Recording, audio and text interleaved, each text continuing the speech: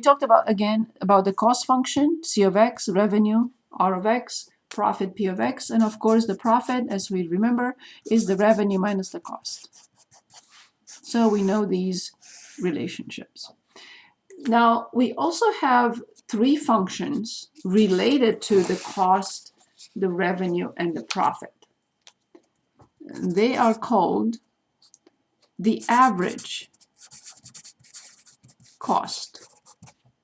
And this is cost divided by X, the number of units manufactured.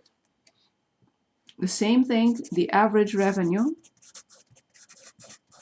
is the function R of X divided by X. These are totally new functions.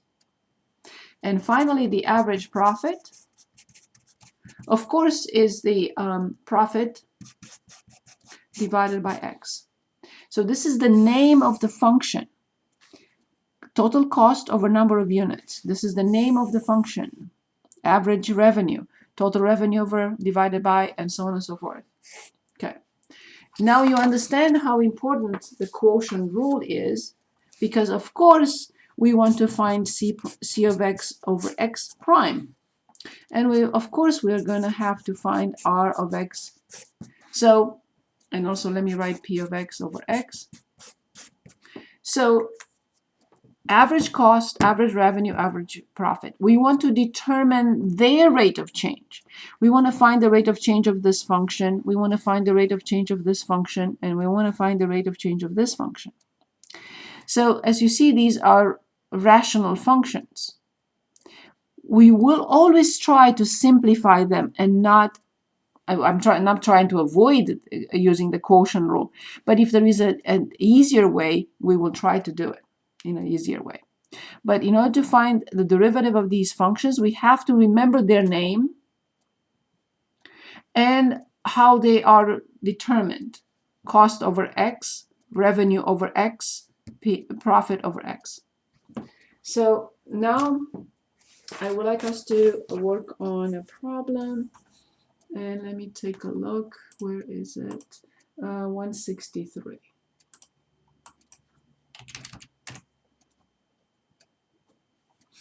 Okay. Okay.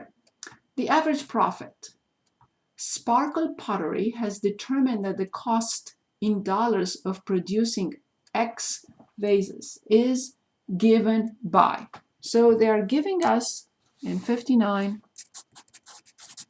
on page 163, they're giving us the total cost, which is 4,300 plus 2.1 times X, and the power is 0.6.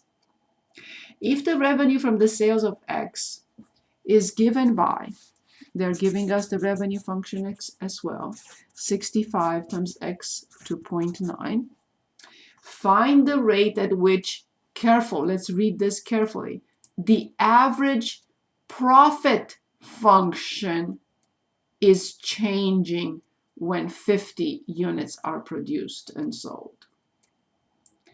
They're not asking us to find the rate at which the profit changes. No, they want us to find the rate at which the average profit is changing when 50 units are produced. So the average profit is the function P of X over X. So they want us to find P of X over X prime and evaluate it at 50. So let's read the question one more time. Make sure you understand. They're giving us the cost. They're giving us the revenue. And now the final step, or the last two rows, find the rate at which, not the profit, the average profit per unit is changing when 50 are produced and sold.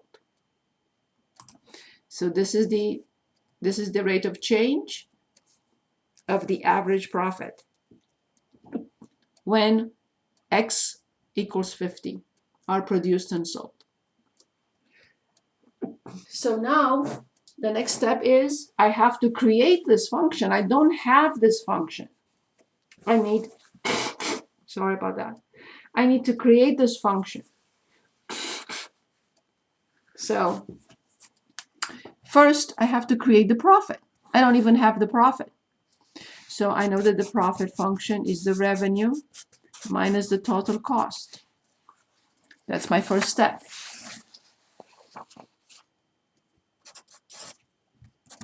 The revenue, I copy it. 65 times x 2.9. When I subtract, I have to subtract both quantities. Do not just subtract the first term and forget to subtract the second term. Please be careful. So minus 4,300 and minus 2.1 times x 2.6. Okay, this is just the profit. I'm going to try to simplify it. 65 x 2.9 and then 2.1 x 2.6. I cannot simplify. This is it. I'm just going to rearrange it. 65 x 2.9 minus 2.1 x 2.6 minus 4,300. So this again is just the profit. This is not the function we want to look at. We want to look at this function. In order to simplify this function, first let's write it out. I'm going to copy this. 65 times x 2.9 minus 2.1 times x 2.6 and minus 4,300 divided by x.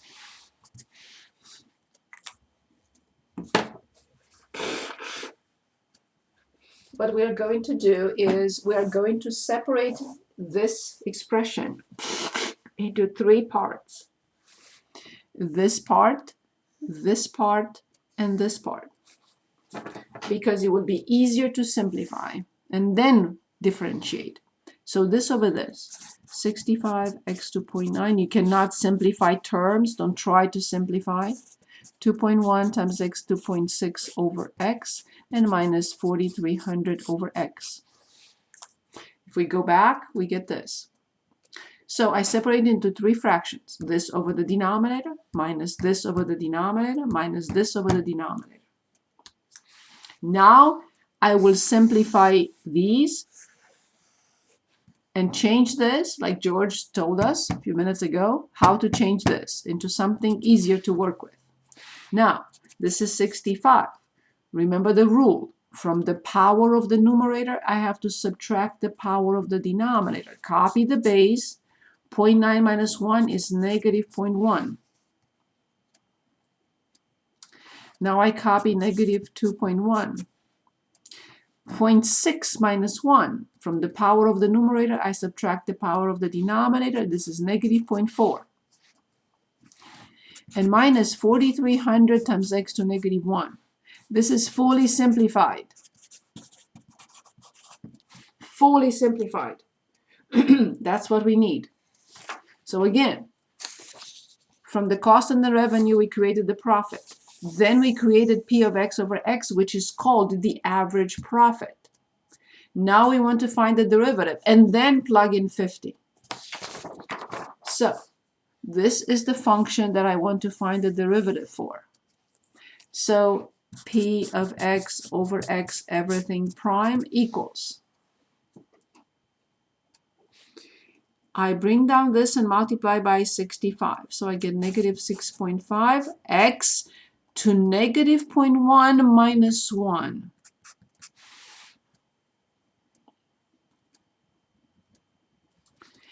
I bring down now negative 0.4 and multiply by this. And it's positive now. So I have 4 and 8, but I have 2 decimal digits. And x to negative 0.4 minus 1. Finally, I bring down negative, so it's positive again, 4,300 times x to negative 1 minus 1, which is negative 2. Okay, let's summarize again. I determined the profit. Then I determined a new function called the average profit, dividing the profit by x. But I cannot simplify because I can only simplify factors, not terms. So the only chance I have is to write this over x minus this over x minus this over x. And then I use the exponential rules. When I divide two exponential notations with the same base, I copy the base and subtract the exponents. From 0.9, I subtract 1. From 0.6, I subtract 1. And then here. This is fully simplified, and now I need to differentiate it. Bring down negative 0.1, subtract 1 from the power. Bring down negative 0.4, multiply, and subtract 1 from the power. Bring down negative 1, multiply, and subtract 1 from the power. Only now I can determine p of x over x prime when x is 50. Of course, I'm going to plug in the calculator this function and plug 50 in it. Any questions? I hope you're... step, yes, please. Go ahead. Where we changed, you have 65x to the 0.9 over x. Are you just multiplying it by x to the -1, and that's how you get the negative 0.01? From the power of the numerator, I subtract the power of the denominator. 0.9 minus 1 is negative 0.1. Okay, gotcha. I'm super happy you're following, because I'm not sure if everybody is. So 0.6 minus 1, this is the exponential rule. 0.6 minus 1 is negative 0.4. And 1 over x is replaced by x to negative 1. Thank you for asking. Is this clear now? Yeah, I got it now. I understood the last one. It was just that I forgot about that exponential rule. That's all. Yes, so because we could not simplify. You cannot touch it. You have to separate it into 3 fractions and then simplify each fraction by itself. Thank you for asking that. Now, we have to enter carefully. Carefully, you have to enter this function in the graphing calculator and plug in 50. Okay, so in y equals, what is going on? Okay, in y equals, clear everything and put in the average profit differentiated. Negative point, no, sorry. So negative 6.5 x to power negative 1.1, and then plus 0.84 x to power negative 1.4, and then plus 4,300 times x, and the power is negative 2. And now all I want to do is just go to second table and plug in 50. So it's $1.64 per unit.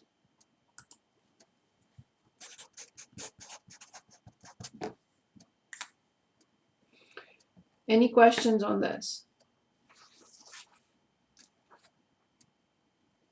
Any questions on this?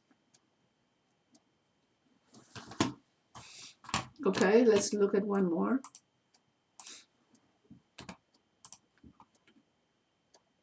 Population growth. Population growth. So the population P in thousands of the town of Coyote Wells is given by, time is in years. So the measurement unit of P is number of people. Can anyone give us the measurement unit of P prime, the rate of change of number of people per year? What will be the measurement unit for P prime?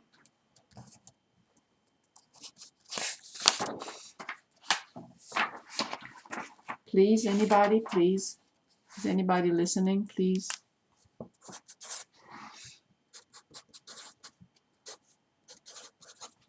Is it the number of people over the time in years? Yes, number of people per year. Excellent, yes. So we have P of t equals 75 plus 500t over 2t squared plus 9.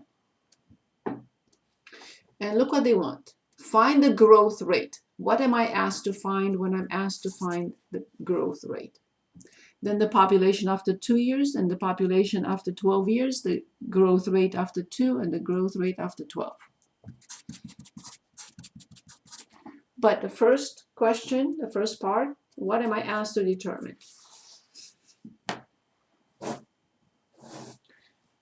Find the growth rate.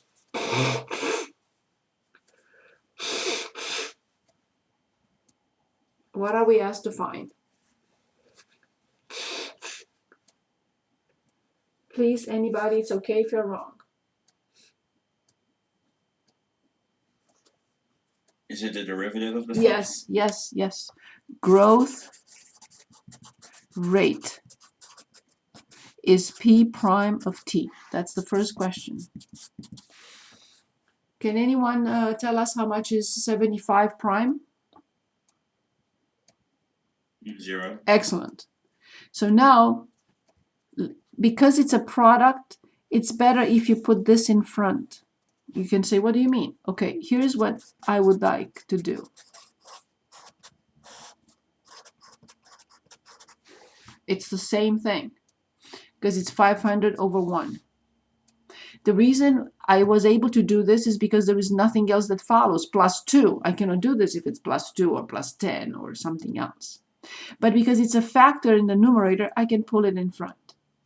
So when I differentiate this, I get 0. When I differentiate a constant times a function, I'm going to copy the constant and differentiate this. And remember, we have to use the quotient rule. And yes, you can omit these brackets. So when we use the quotient rule, remember the rule. Top prime. Can anyone give us the top prime? T prime is? 1. Yes. So I have to multiply by 2t squared plus 9. Minus, don't forget minus. I copy the t. And now can anyone give us the derivative of the denominator? And then I have to square it. Can anyone differentiate the denominator, please? Would it be 4t? Excellent. Excellent. Thank you. Good. So I have 500 waiting patiently outside. So I have here 2t squared plus 9 minus 4t squared over 2t squared plus 9 squared. Yes, I will combine like terms, present everything in descending order. Negative 2t squared plus 9 over 2t squared plus 9 squared. Done. You already told me the measurement unit for this will be number of people per year. And now, all they want us to find is P of 2, P of 12, P prime of 2, and P prime of 12. It's all a piece of cake. But please do not enter them and spend the time. Please put them in the graphing calculator together so you can quickly finish this problem. Okay, so first, 75. Careful how you enter it. Plus 500t divided by, in parentheses. Don't forget the denominator has to be in parentheses. 2t squared plus 9. And then plus. I'm sorry. And that's it. And then the second function is the derivative. The derivative is 500. Now we need parentheses for the numerator. Negative 2t squared plus 9. Close. Divided. In parentheses. 2t squared plus 9. And squared. Once you have them entered, look at them carefully. Make sure they are correct. And then all you have to do is go to second and table and just plug and punch in 2, and both of them are there, and punch in 12. So the first one, P of 2. is 133.824, and this is in thousands. So you can put the comma 00, and this is people,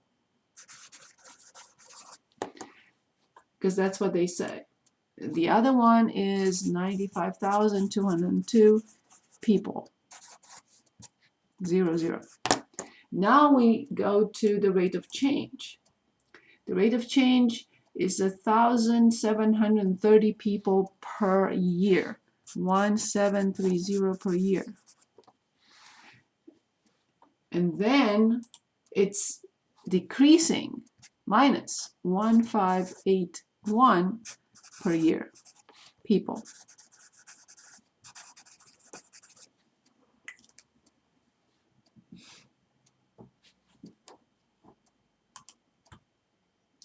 So in the second year, this population is increasing at 1,730 per year. But then 10 years later, in the year number 12, look what happens. Something must have happened, because now people are leaving at a rate of 1,581 people per year are leaving the area. That's why the rate of change is so important. It tells us a lot about the patterns and what's happening. Okay.